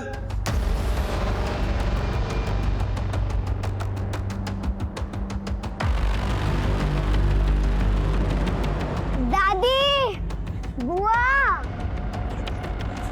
मम्मी यहाँ आई है क्या? नहीं मानसी, वो तो यहाँ नहीं आई। क्या हुआ बेटा? तो फिर मम्मी कहाँ गई? हम स्कूल से घर पे आए तो घर पे ताला लगा हुआ था। अच्छा, तो तू इतनी टेंशन काहे ले रही है? आ जाएगी भाभी, तू हमारे साथ अंदर चल, तेरा आज फेवरेट सब्जी बनाया है। हाँ? चल। कैसे? वाह बुआ, आपकी तरह तो सब्जी और कोई बना ही नहीं सकता है। पर अभी तो आपकी शादी हो जाएगी, फिर मुझे इतना अच्छा सब्जी बना के कौन खिलाएगा? ठीक है, ऐसा करते, आप ना हमें सब्जी बनाना सिखा दो। हम तुमको सिखाएंगे? ना बाबा ना, तुझे कोई सिखा ही नहीं सकता। कितना बड़बड़ करती है, उल्टा हमको ही सिखा देगी तू।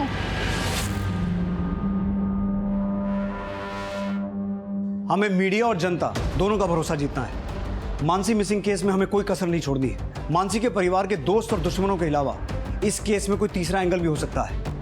ये kidnapping, rape, child trafficking, abduction किसी भी एंगल से की गई हो सकती है। सभी हिस्ट्री शीटर्स को राउंड अप करो, अपने खबरियों का नेटवर्क एक्टिव करो, मानसी के परिवार से जुड़ी हर एक इन्फॉर्मेशन निकालो। हमें जल्द से जल्द ये पता लगाना है कि मानसी इस वक्त कहाँ है, उसके साथ क्या हुआ है। सर,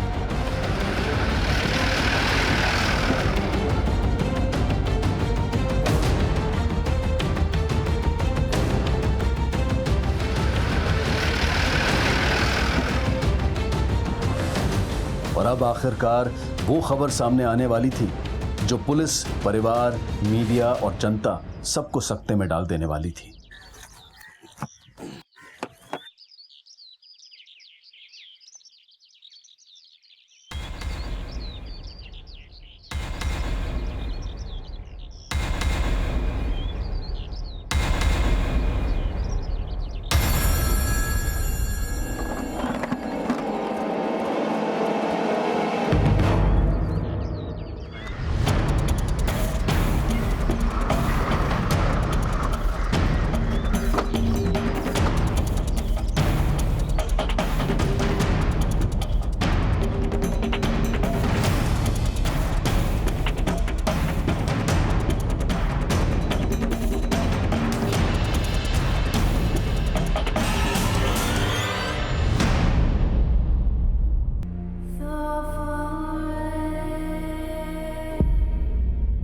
सर, बॉडी की कंडीशन तो बहुत ही खराब है।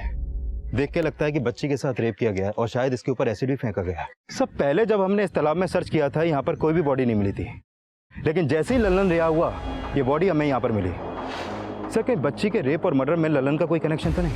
ललन को उठाओ और किसी भी तरीके उसका मुंह खुलवाओ और ललन का डीएनए सैंपल मानसी की स्वैब से मैच करवा के देखो। Okay sir.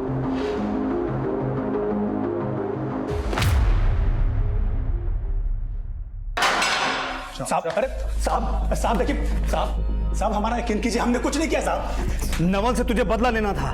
पिंकी की शादी से तकलीफ हो रही थी ना, इसलिए तूने मानसी को किडनैप किया, उसका रेप किया और उसकी बॉडी को तालाब में फेंक दिया।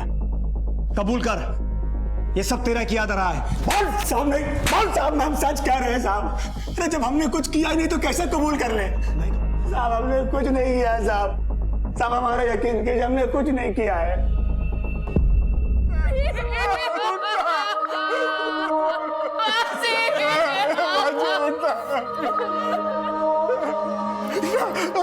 कितना पैसा खिलाया वो तुमको?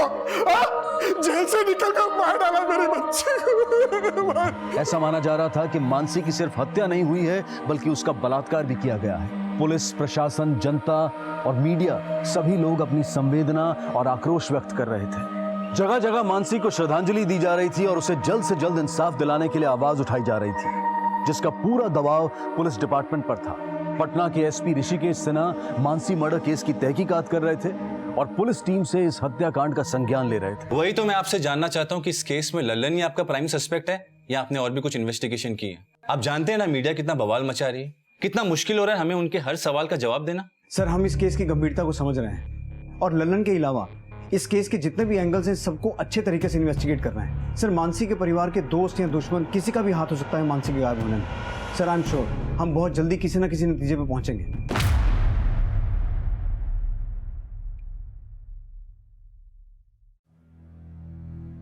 मानसी रुको, रुक शैतान, रुक।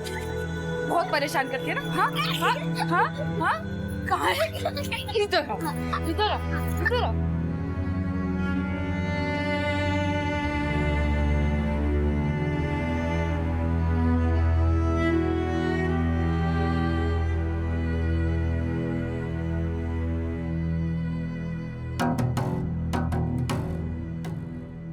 उषा, तबीयत खराब हो जाएगा, कुछ खा लो। हमको नहीं खाना है, हम भी मानसी के पास चले जाएंगे। भाभी कुछ तो खा लीजिए, ऐसा कैसे चलेगा?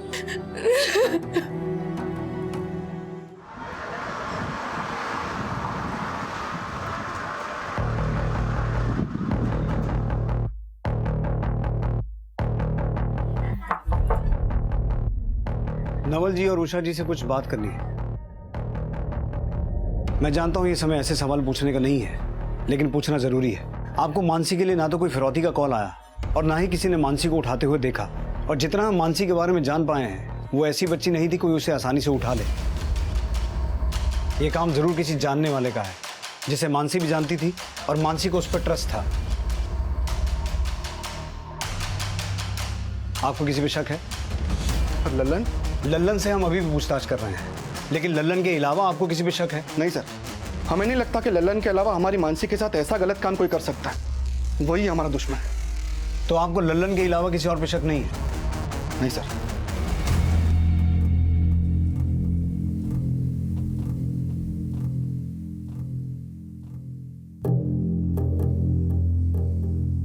ये भी तो हो सकता है कि लल्लन की जगह कोई और ही दुश्मन हो। कहीं पिंकी ने तो। पिंकी को इसमें मत घसीटो उषा। क्यों ना घसीटू? ये सब जो हुआ है पिंकी की वजह से हुआ है। हमारी मानसी ने पिंकी की कीमत चुकाई है। पिंकी का दोष नहीं है इसमें उषा। हो सकता है हमारी मानसी की तकदीर ही खराब। हाँ, तकदीर खराब थी उसकी, तभी उसे तुम जैसा बाप मिला।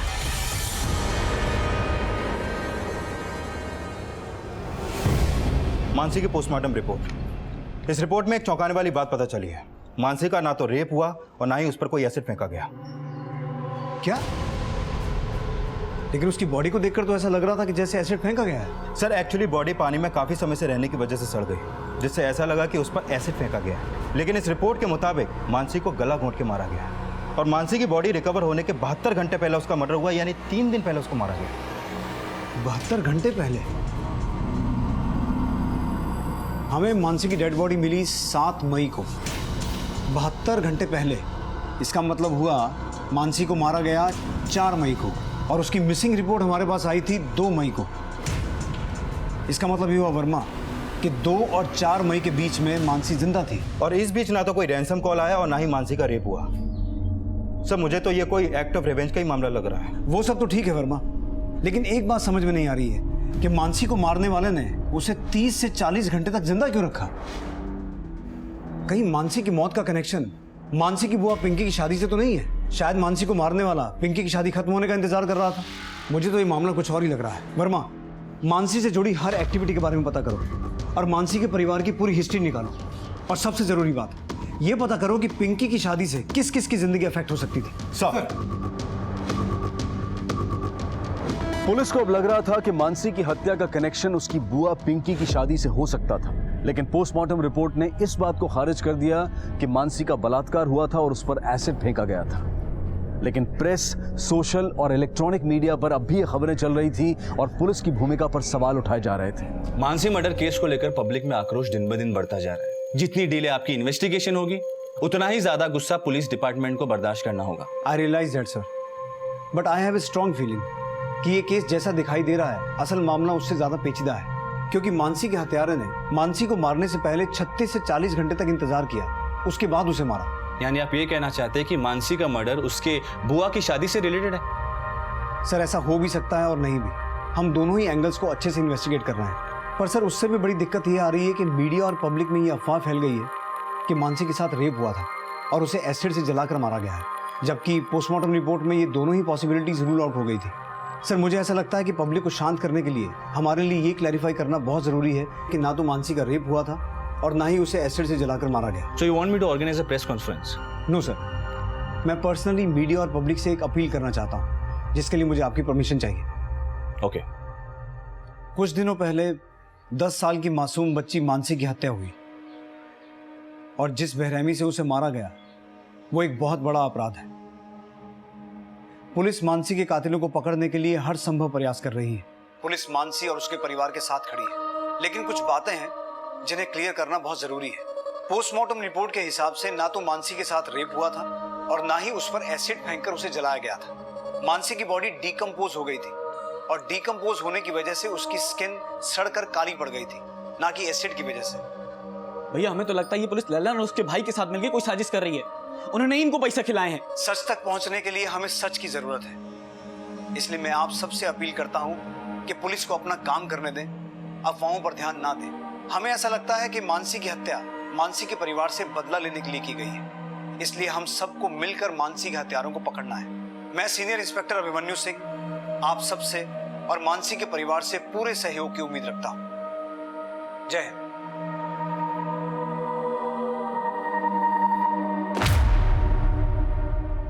लल्लन को इतना तोड़ा लेकिन उसके बावजूद भी वो कुछ उगल नहीं रहा।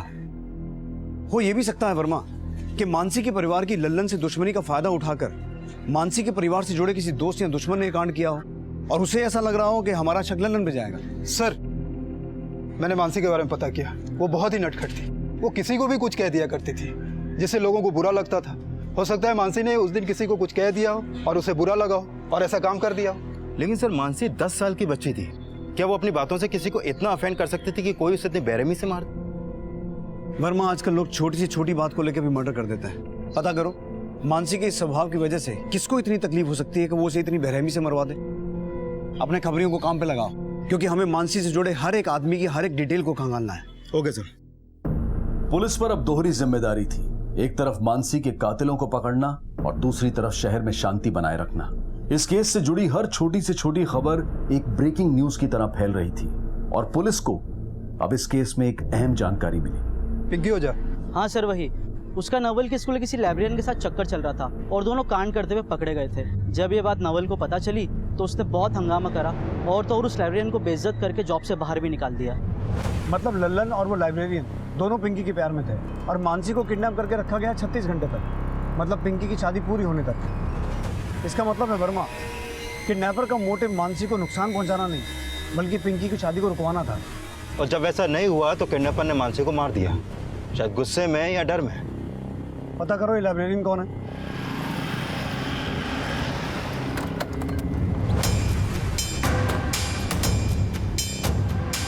सर एक बड़ी इंफॉर्मेशन मिली है, वो लाइब्रेरियन कोई और नहीं मानसी का मामा है माधव। वो नवल के स्कूल में लाइब्रेरियन था। सर माधव और पिंकी दोनों का काफी लंबे समय से अफेयर चल रहा था, शादी तक बात पहुंच गई थी। सब राजी थे सिवाय नवल के। उसी की वजह से इन दोनों की शादी नहीं हो पाई और नवल ने माधव को बहुत बेइज्जत भी किया था। तो वर्मा हो सकता है माधव ने नवल से अपनी बेइज्जती का बदला लिया हो। उसने ये सोचकर मानसी को किडनैप किया हो कि इससे पिंकी की शादी रुक जाएगी और नवल और उसके खानदान की बेइज्जती होगी, लेकिन जब ऐसा नहीं हुआ तो उसने गुस्से में आकर मानसी को मार दिया हो। सर कई बार पूछने के बाद भी ना तो नवल ने कुछ बोला और ना ही उषा ने इस बात का कोई जिक्र किया। हो सकता है उन्हें ऐसा लगा हो कि माधव मानसी का मामा है, ऐसी हरकत नहीं करेगा। उठा के लाओ इस माधव को। Okay sir.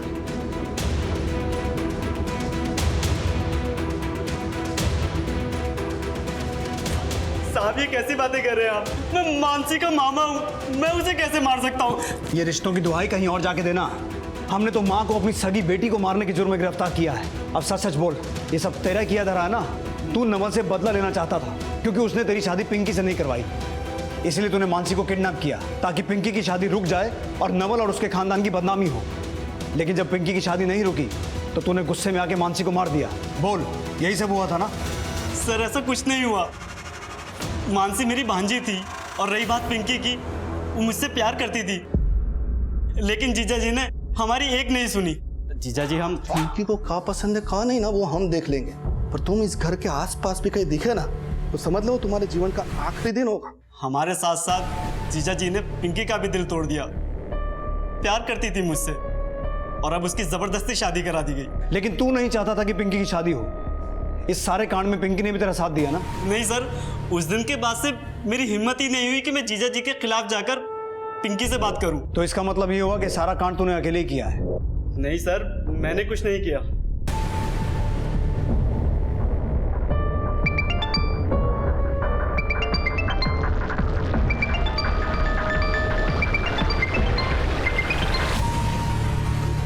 इस पूरे परिवार ने हमसे बहुत सी बातें छुपाई हैं, बहुत कुछ दबा कर बैठे हैं। पूरी फैमिली के कॉल रिकॉर्ड्स निकालो, खासकर पिंकी और माधव के। अब इस केस के तार जुड़ते नजर आ रहे हैं।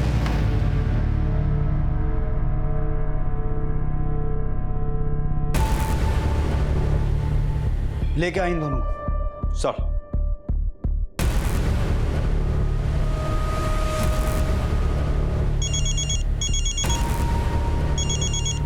हेलो,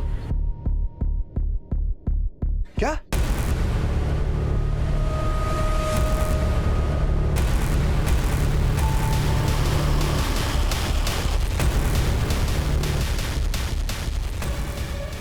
चाची? चाची? अरे दूर हटिए, दूर हटिए, चाची है हमारी, अरे हमारी चाची है, चाची है हमारी। ये चल क्या है? पहले हमारी बहन को ले गए, अब हमारी माँ को ले गए। हाँ यार, हो क्या रहा है? अरे दादाजी!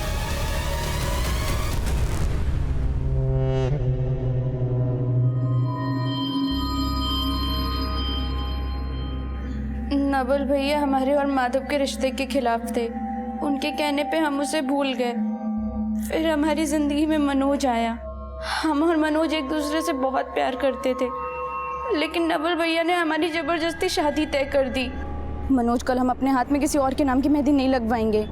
हमने अपनी सारी पैकिंग कर ली है। तुम आज रात को हमें मोड़ पे मिलो मनोज, हम यहाँ से भाग जाएंगे। बुआ, अब भागने वाली हो? क्या हुआ बेटा? दादी, आपको पता है बुआ ना किसी के साथ भागने वाली है। हाँ, हमने खुद उन्हें फोन पे बात करते हुए सुना। मानसी, देख बेटा, तू हमारी अच्छी बेटी है ना, है ना? तो देख, ये बात किसी को नहीं बताना। नहीं बताएगी ना? ठीक है दादी। आपने मानसी को चुप रहने की नसीहत तो दी, लेकिन आप ये बात अच्छी तरह से जानती थी कि मानसी अपने स्वभाव के अनुसार ये बात किसी को भी बता सकती है। इसलिए अपनी बेटी की इज्जत बचाने के लिए आपने उस मासूम मानसी को। सर आप ये कर क्या रहे हैं सर? पहले हमारी बहन पिंकी को ले आए, फिर चाची को ले आए। सर छोड़िए उन्हें। देखिए नवल जी, आपकी बेटी मानसी का मर्डर खुद आपकी चाची कमला देवी और आपकी बहन पिंकी ने किया है। उन्होंने अपना ये गुनाह खुद कबूला है।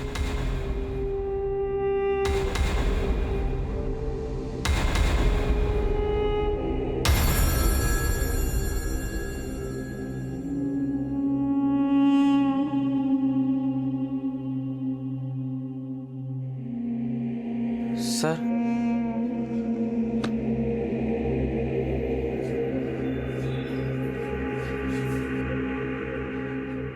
बोलो। सर, माँ ने और पिंकी ने कुछ नहीं किया। ये गलती हमसे और रतेंद्र भैया से हुई है। अरे हम सच बोल रहे हैं, हमारे पापा ने ना हमारे लिए इतनी मोटी फाइल बनवाई है। चल झूठी। अरे हम झूठ नहीं बोल रहे, ये आज भी झूठ कह रही है और जो कल कहा था वो भी बिल्कुल झूठ था। कल कह रही तो बिल्कुल सच था। हमने बचाई है पिंकी बुआ की शादी, वरना वो तो भागने वाली थी। चल झूठी, बढ़िया शादी बचाने वाली। और तू अपना मुंह बंद करके रख, समझी? और चल यहाँ से। सर, हमें सिर्फ इस बात का डर था कि अगर मानसी के कारण ये बात बाहर आ जाती कि पिंकी किसी और के साथ भागने वाली थी, तो सर पिंकी की शादी टूट जाती। लेकिन हम जानते हैं मानसी का मुंह बंद करना इतना आसान नहीं था। ठीक है, अगर आप हमें मेहंदी नहीं दोगे ना तो फिर हम जाके पापा को बोल देंगे। सर, हमको लगा अगर वो बात किसी को पता चल जाती तो पिंकी की शादी में बहुत बड़ा प्रॉब्लम हो जाता। तो सर हम सोचे कि जब तक पिंकी की शादी नहीं हो जाती तब तक हम तो सोचे थे कि उसको किसी तरह समझा बुझा के छोड़ देंगे। तब तक मामला इतना बढ़ गया कि हमें ना चाहते हुए भी उसे मारना पड़ा। चलो।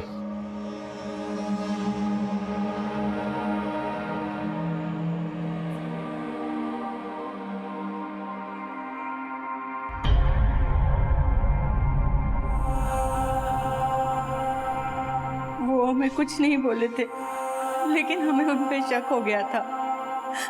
पर हम नहीं चाहते थे कि हमारे बच्चों की जिंदगी बर्बाद हो, इसलिए ये गुनाह हमने अपने सर पे ले लिया।